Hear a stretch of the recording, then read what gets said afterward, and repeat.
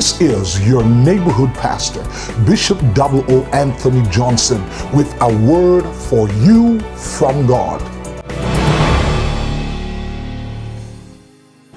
Greetings, loved one, in the precious name of Jesus Christ, our soon-coming King and Bridegroom. Today we want to take a brief look at Psalm 2. The psalm conveys this central theme through a complex polyphonic structure.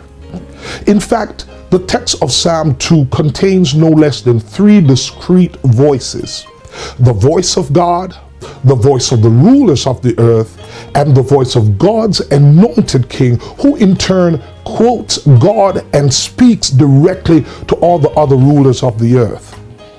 To understand the discursive nature of the psalm, one must attend carefully to its constituent parts.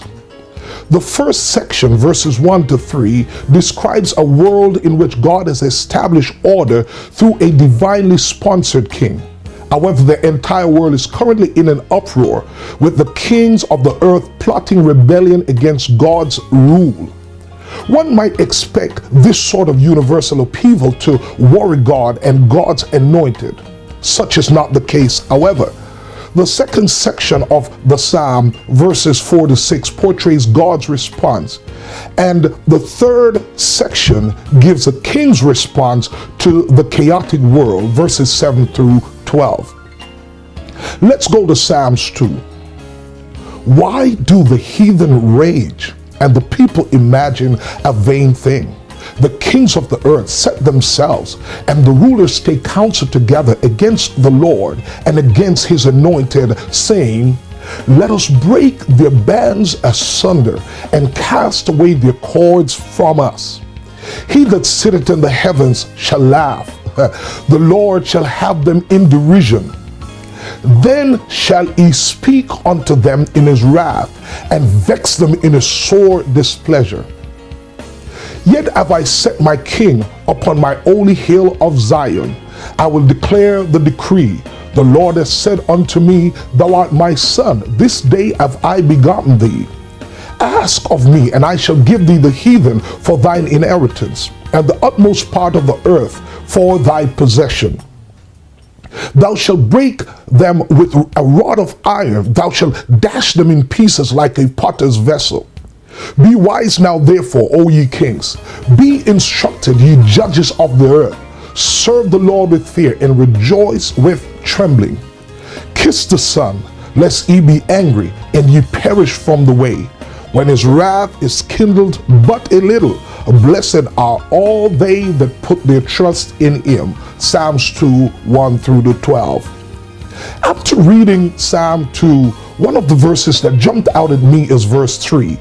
The New Living Translation gives a clearer picture of what's happening in this psalm. Let me read from verse 1 through to 3. Why are the nations so angry? Why do they waste their time with futile plans? The kings of the earth prepare for battle. The rulers plot together against the Lord and against his anointed one. Let us break their chains, they cry, and free ourselves from slavery to God. Most people today consider serving God as slavery, or as if we have become a common slave, not knowing we have been made highly esteemed stewards of God's manifold blessing. The secular humanistic world has been trying hard to instigate constant rebellion against the principles of the Church of Jesus Christ, which is God's headquarters on earth. The world fights against every principle that has been in the church since its very inception. It seems now that holiness and truth are hate crimes and gross intolerance. What position have you taken? Are you in active rebellion against God psychologically, intellectually, or physically? As verse 12 declares, submit to Jesus Christ today before it's too late. Remember, God will never change. Jesus Christ said, "And why call ye me Lord, Lord, and do not the things which I say?" May you think on these things and have a good and godly day. God bless you.